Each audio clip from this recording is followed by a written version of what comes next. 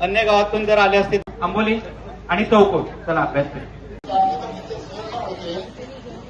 तर त्यावेळी त्यांची आणि माझी गावाकचेरीमध्ये गाठ झाली. मी गेलो होतो आरोपीला जेवण द्यायला. ते तिकडे तिकडे टेलिफोन फिरायला सुरू झाले. तकरीबन गावडे साहेबचे ज्या ठिकाणी हे ऑपरेशन झालं होतं त्या ठिकाणची पहिली वेळा ती आली होती हेडक्वार्टरमध्ये. आता ती वापस देणार त्यांना पक्क माहिती होतं. पण त्यावेळा त्यांनी ती वापस जातेवेळी ती गाडी त्यांनी उडवली. गाडी उडवली. राजेंद्र गावडे यांच्या स्मारकाच्या अनावरण तुम्ही आला, काय भावना? चौकुळ गावाला सैनिकी परंपरा आहे आणि 4 शहीद जवान हे ह्या गावाने दिलेले आहेत. आज त्यांच्या पत्नी सीताबाई आणि त्यांचे चिरंजीव यांनी अतिशय सुंदर असं स्मारक हे या गावामध्ये उभारलेलं आहे.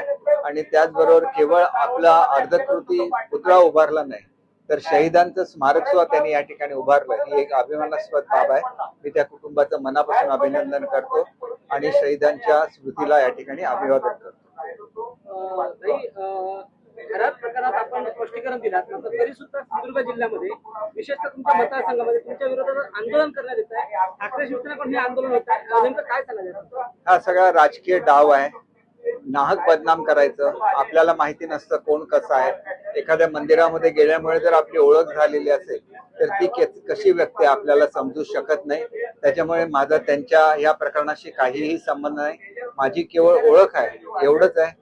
आणि ती ओळख सुद्धा त्या ठिकाणी असलेल्या ईशानेश्वर मंदिरामुळे झाली, ही सुद्धा वस्तुस्थिती आहे. याच प्रकरणावर साहेब भाई आपल्यावरती संजय राऊत वारंवार टीका करताना पाहायला मिळतं. त्यांचा माझ्यावर राग आहे, कारण ज्या वेळेला शिवसेनेमध्ये संघर्ष झाला त्यावेळेला माननीय एकनाथ शिंदे साहेबांची बाजू आणि त्यांच्या सहकाऱ्यांची बाजू मी महाराष्ट्रासमोर मांडली आणि त्याच्यामुळे महाराष्ट्रामध्ये दंगली करायचा त्यांचा जो एक मनसुबा होता हा उधळला गेला आणि त्याचा राग त्यांच्या मनामध्ये आहे. मी हे समजू शकतो. पण माझा काहीही संबंध नसताना सातत्याने माझं नाव घेणं हे चुकीचं आहे. त्याच्यामुळे महाराष्ट्राची जनता ही जे राजकीय षडयंत्र आहे याला बळी पडणार नाही याची मला खात्री आहे.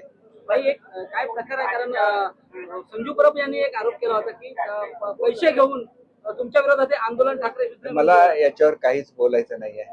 हे सगळं जे काही चाललेलं आहे ते एक राजकीय षडयंत्र आहे आणि माझा खरातांच्या या प्रकरणाशी काही मात्रही संबंध नाही हे मी अत्यंत स्पष्टपणे सांगतो.